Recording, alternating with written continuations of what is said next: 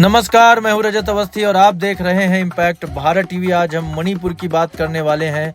मणिपुर में हिंसा का माहौल जो चल रहा है इस समय, उस पर बात करने वाले हैं। आपको एक एक अपडेट हम बताएंगे कि अभी वहां के हालात कैसे हैं। 7 जिलों में अगले 2 दिनों के लिए इंटरनेट बैन कर दिया गया है। स्कूल कॉलेज भी बंद कर दिए गए हैं।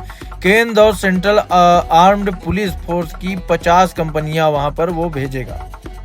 मणिपुर में एक बार फिर से हिंसा के कारण हालात बिगड़ते नजर आ रहे हैं।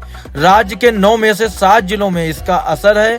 16 नवंबर को शुरू हुई हिंसा सोमवार को भी जारी रही।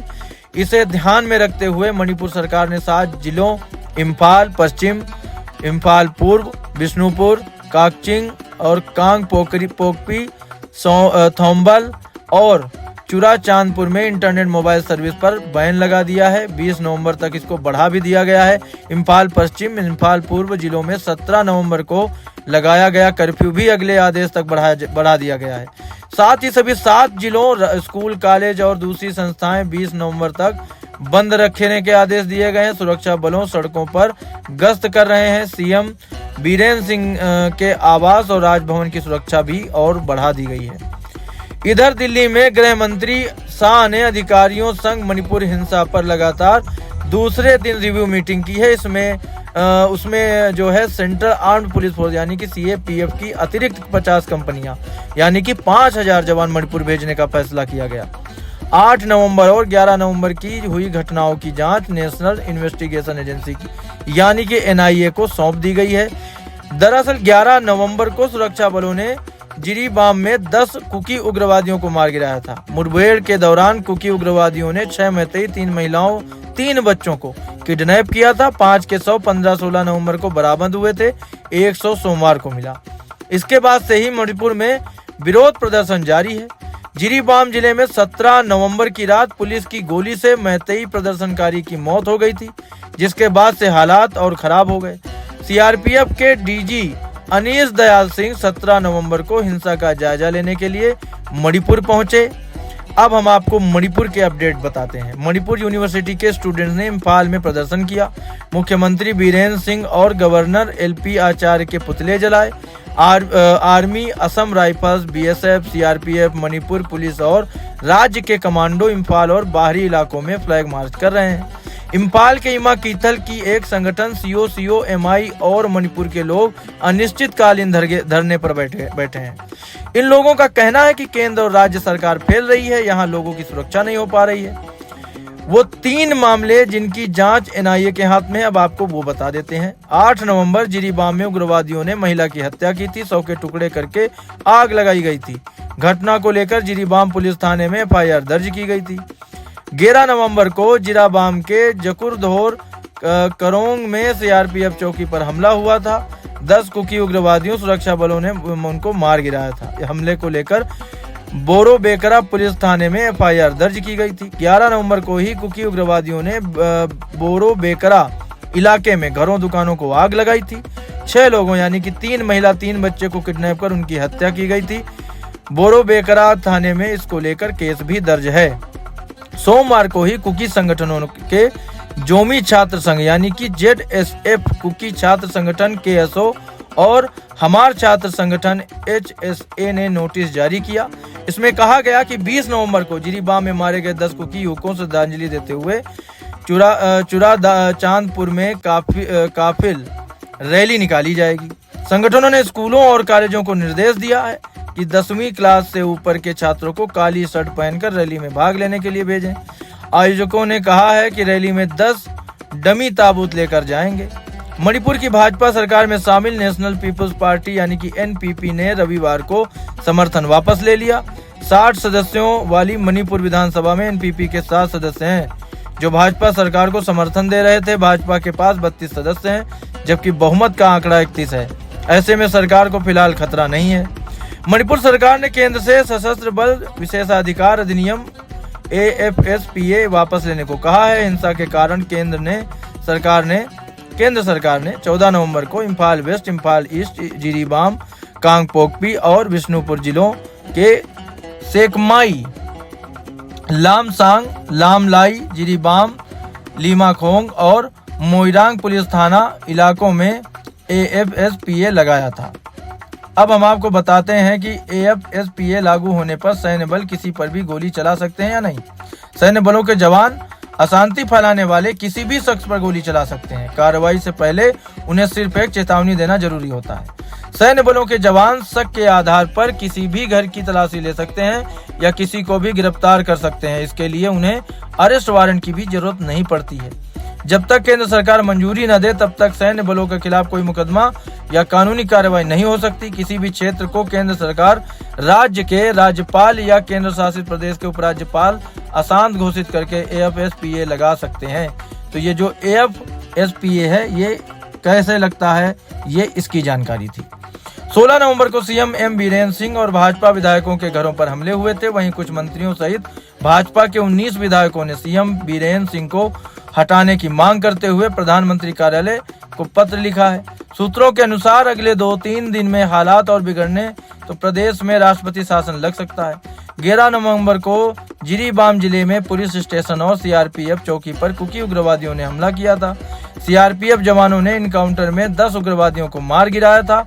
इस दौरान अन्य कुकी उग्रवादियों ने 3 महिलाओं और 3 बच्चों को जिरीबाम से अगवा किया था। अगवा हुए लोगों में से एक महिला और 2 बच्चों के शव 15 नवंबर की रात मिले, जबकि एक महिला और एक बच्चे का शव 16 नवंबर को मिला था। अगवा की गई तीसरी महिला का शव सोमवार को यानी 18 नवंबर को मिला था। तो ये जो घटनाएं हैं वहां पर घटती चली जा रही हैं। 11 नवंबर को ही मणिपुर के यांग पोकपी शांतिरखोगबन इलाके में खेतों में काम कर रहे किसानों पर उग्रवादियों ने पहाड़ी से गोली चलाई, जिसमें एक किसान की मौत हुई थी और कई घायल हो गए थे। पुलिस ने बताया कि इस इलाके में उग्रवादी पहाड़ी से निचले इलाकों में फायरिंग करते हैं। खेतों में काम कर रहे किसानों को निशाना बनाया जाता है। हमलों के कारण किसान खेतों में जाने से डर रहे हैं। इम्फाल पूर्वी जिले के संसाबी, सबुंग खोक, खुनौ और थमना पोकपी इलाकों में 10 नवंबर को गोलीबारी की घटना हुई थी। 9 नवंबर को बिष्णुपुर जिले के सेटन में उग्रवादियों ने 34 साल की महिला की हत्या कर दी थी। घटना के वक्त महिला खेत में काम कर रही थी। उग्रवादियों ने पहाड़ी से निचले इलाकों में गोलीबारी की थी। 8 नवंबर को जिरीबाम जिले के जरावन गांव में हथियारबंद उग्रवादियों ने 6 घर जला दिए थे। ग्रामीणों का आरोप था कि हमलावरों ने फायरिंग भी की थी। घटना में एक महिला की मौत भी हुई थी। मृतक महिला की पहचान जोसंकिम हमार 31 के रूप में हुई थी। उसके 3 बच्चे हैं। ग्रामीणों का आरोप है कि हमलावर मैतेई समुदाय के थे। घटना के बाद कई लोग घर से भाग गए। 7 नवंबर को हमार जनजाति की एक महिला को संदिग्ध उग्रवादियों ने मार डाला था। उन्होंने जिरीबाम में घरों को भी आग लगा दी थी। पुलिस केस में उसके पति ने आरोप लगाया कि उसे जिंदा जलाने से पहले उसके साथ रेप भी किया गया था। एक दिन बाद मैतेई समुदाय की एक महिला की संदिग्ध कुकी विद्रोहियों ने गोली मार करके उनकी हत्या कर दी। कुकी मैतेई के बीच चल रही हिंसा को लगभग 500 दिन हो गए हैं। इस दौरान 237 मौतें हुई हैं। 1500 से ज्यादा लोग जख्मी हुए हैं। 60,000 लोग तो घर छोड़कर रिलीफ कैंप में रह रहे हैं। करीब 11,000 FIR दर्ज की गई हैं और 500 लोगों को अरेस्ट भी किया गया है। इस दौरान महिलाओं की न्यूड परेड, गैंग रेप, जिंदा जलाने और गला काटने जैसी घटनाएं हुई। जब भी मणिपुर 2 हिस्सों में बटा है, पहाड़ी जिलों में कुकी है और मैदानी जिलों में मैतेई। दोनों के बीच सरहदें खिंची हैं, जिन्हें पार करने का मतलब है कि मौत। स्कूल, मोबाइल, इंटरनेट बंद किए गए। मणिपुर में अचानक बड़ी हिंसक घटनाओं के बाद राज्य सरकार ने 10 सितंबर को 5 दिन के लिए इंटरनेट पर बैन लगाया था। हालांकि 12 सितंबर को ब्रॉडबैंड इंटरनेट से बैन हटा लिया गया था। मणिपुर की आबादी करीब 38 लाख है। यहाँ 3 प्रमुख समुदाय हैं, मैतेई, नगा और कुकी। मैतेई ज्यादातर हिंदू हैं। नगा कुकी ईसाई धर्म को मानते हैं। ST वर्ग में आते हैं। इनकी आबादी करीब 50% है। राज्य के करीब 10% इलाके में फैली इम्फाल घाटी मैतेई समुदाय बहुल ही है। नगा कुकी की आबादी करीब 34% है। ये लोग राज्य के करीब 90% इलाके में रहते हैं। अब आपको बताते हैं कि ये विवाद कैसे शुरू हुआ। मैतेई समुदाय की मांग है कि उन्हें भी जनजाति का दर्जा दिया जाए। समुदाय ने इसके लिए मणिपुर हाई कोर्ट में याचिका लगाई। समुदाय की दलील थी कि 1949 में मणिपुर का भारत में विलय हुआ था। उससे पहले उन्हें जनजाति का ही दर्जा मिला हुआ था। इसके बाद हाई कोर्ट ने राज्य सरकार से सिफारिश की कि मैतेई को अनुसूचित जनजाति यानी कि ST में शामिल कर दिया जाए। तो इसमें मैतेई का तर्क क्या है, अब आपको ये बता देते हैं। तो मैतेई जनजाति जो है, जो उसको मानते हैं, वो सालों पहले उनके राजाओं ने म्यांमार से कुकी को युद्ध लड़ने के लिए बुलाया था। उसके बाद ये स्थायी निवासी हो गए। इन लोगों ने रोजगार के लिए जंगल काटे और अफीम की खेती करने लगे। इससे मणिपुर ड्रग तस्करी का एक ट्रायंगल बन गया है। ये सब खुलेआम हो रहा है। इन्होंने नागा लोगों से लड़ने के लिए आर्म्स ग्रुप बनाया। वहीं पर आपको बताएं नागा कुकी विरोध में क्यों है। बाकी दोनों जनजाति मैतेई समुदाय को आरक्षण देने के विरोध में है। इनका कहना है कि राज्य की 60 में से 40 विधानसभा सीट पहले से ही मैतेई बहुल जो है इम्फाल घाटी में है। ऐसे में एसटी वर्ग में मैतेई को आरक्षण मिलने से उनके अधिकारियों का बंटवारा होगा। सियासी समीकरण इसमें आपको बता देते हैं क्या है। मणिपुर के 60 विधायकों में से 40 विधायक मैतेई और 20 विधायक जो हैं वो नगा कुकी जनजाति से हैं। अब तक 12 सीएम में से 2 ही जनजाति से रहे हैं। तो ये जो घटना है ये बहुत गंभीर घटना है। इस पर थोड़ा सा कुछ ठोस कदम उठा करके चाहे सुरक्षा बलों के द्वारा हो और केंद्र सरकार के द्वारा हो, इसको निपटाने की कोशिश की जाए, क्योंकि इसमें बहुत ज्यादा नुकसान अब तक हो चुका है और ये एक नेशनल इशू भी बना हुआ है। तो हमारी यही उम्मीद है कि जल्दी सब सही हो जाएगा और हम वहाँ के लोगों से भी थोड़ा सा एक आग्रह करेंगे कि आप सब शांति से काम लें और शांति से न्यायपूर्वक तरीके से शांति तरीके से अपनी बात रखें। और अगर आपकी बात सही है तो उसे माना ही क्यों नहीं जाएगा, बिल्कुल माना जाएगा। तो आज की बड़ी खबर का विश्लेषण यहीं तक। अब हमारी मुलाकात आपसे होगी जल्द एक और बड़ी खबर के साथ। तब तक आप देखते रहिए इम्पैक्ट भारत टीवी।